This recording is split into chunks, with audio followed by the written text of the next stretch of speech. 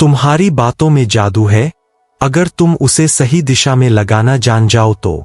क्या आपने कभी सोचा है कि कैसे कुछ लोग बिना ज्यादा दिखावे के, बिना जोर शोर किए दूसरों के दिलों पर राज कर लेते हैं?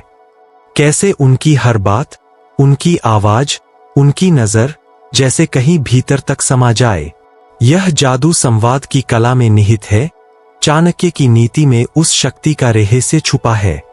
आइए हम आज उसी शक्ति को समझने की कोशिश करें और सीखें कैसे अपने शब्दों को असरदार, अपने भावों को सजीव और अपने व्यक्तित्व को प्रभावशाली बनाया जाए। एक संवाद की शक्ति सिर्फ शब्द नहीं, भावना भी। जब हम संवाद करते हैं, हम केवल शब्द नहीं बोलते, हम अपनी आत्मा के भाव सामने रखते हैं। चाणक्य ने कहा था कि अगर तुम्हें किसी को आकर्षित करना है तो तुम्हारी बातें ऐसी हों कि वे जोश, गहराई और भाव लेकर सामने वालों के दिलों में उतर जाए। उदाहरण, तुम बहुत अच्छे हो, एक सामान्य तारीफ। पर यदि आप कहें तुम्हारी अच्छाई की कोई सीमा नहीं है, तुम जो भी करो उसमें एक खूबसूरत प्रकाश रहता है, यह शब्द गहराई लाते हैं। पहला वाक्य सिर्फ तारीफ है, लेकिन दूसरा वाक्य आत्मा तक का एहसास देकर जोड़ता है। संवाद का यह भावनात्मक आयाम ही उसे जिंदा बनाता है। 2. आत्मविश्वास, शब्दों को जीवन देने वाला। शब्द खुद में शक्तिशाली नहीं होते, उन्हें वह शक्ति आत्मविश्वास देता है। जब आप विश्वास के साथ बोलते हैं तो हर स्वर, हर ठहराव, हर विराम गूंजने लगता है। यदि किसी को आपकी बात सुनते समय यह एहसास हो, यह व्यक्ति जानते हैं कि वह क्या कह रहे हैं, तो वह उनकी विचारधारा को हिलाकर रख सकती है।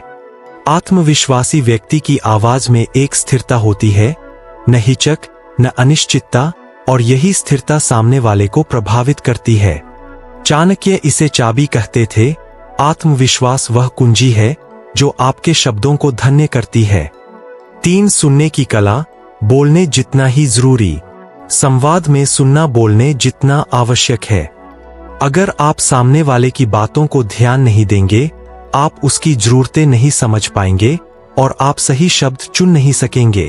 अनुभव, आप एक दोस्त से बात करते हैं और वह कहता है, मुझे लगता है मैं इस काम में असफल हो जाऊंगा। यदि आप तुरंत सलाह देने लग जाए, नहीं, तुम होशियार हो, कर लोगे, यह अच्छी भावना है, लेकिन पूरी कहानी नहीं जानने पर हो सकता है आप जरूरत न समझें। लेकिन यदि आप पहले सुने, मुझसे क्या डर लग रहा है, कौन सी बात तुम्हें परेशान कर रही है, आप सच्ची स्थिति समझ पाएंगे और तब आपकी सलाह असरदार होगी। सुनने से आप सामने वाले की मनोस्थिति, उसकी कमजोरी या मजबूती को पहचान पाते हैं और संवाद को उस अनुसार मोड़ सकते हैं। 4. चुप्पी, संवाद की चुप शक्ति। आपने कभी सोचा है कि कभी कभी चुप रहना ही सबसे ज्यादा प्रभावशाली हो? चाणक्य कहते थे, शब्दों के बीच चुप रहने वाला सबसे समझदार होता है। चुप्पी आपको विचारों को गढ़ने का समय देती है। यह सामने वाले को सोचने पर मजबूर करती है। आपके चुप रहने में एक संदेश निहित होता है। हड़बड़ी में बोले गए शब्द अक्सर खो जाते हैं, लेकिन सही समय पर बोले गए कम शब्द भारी असर छोड़ जाते हैं। विश्राम, ठहराव और साम्राज्य, इनका अनुप्रयोग चुप्पी में होता है। 5. संयम, चुनौती में सफलता की नींव।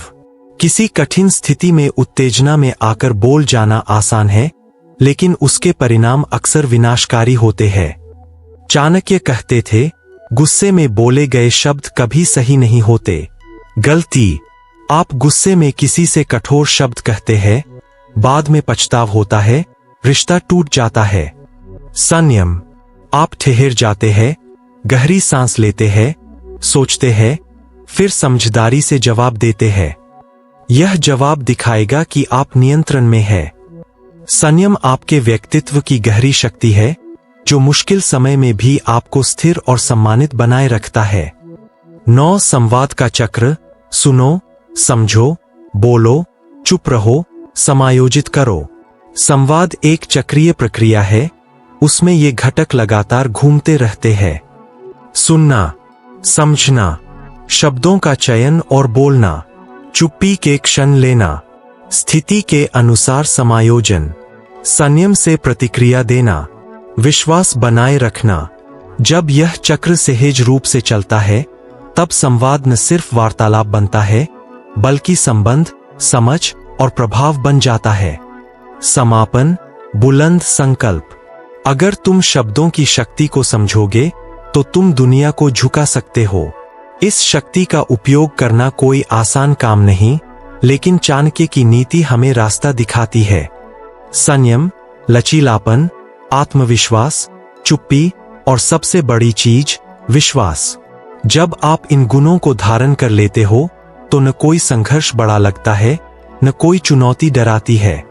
आप बोलोगे कि तुम्हें सुनना चाहिए हो और लोग सुनेंगे कि उन्हें सुनना चाहिए हो। तो आइए आज हम प्रण लें, अपनी बातों में भावना और शक्ति लाए, खुद पर भरोसा रखें, सुनने का दिल रखें, चुप्पी को भी हथियार समझें, अपनी रणनीति में लचीलापन रखें और हर समय विश्वास बनाए रखें। जब यह संकल्प आपके भीतर जीवित हो जाए, फिर देखिए आपकी कहानी कैसे बदलती है।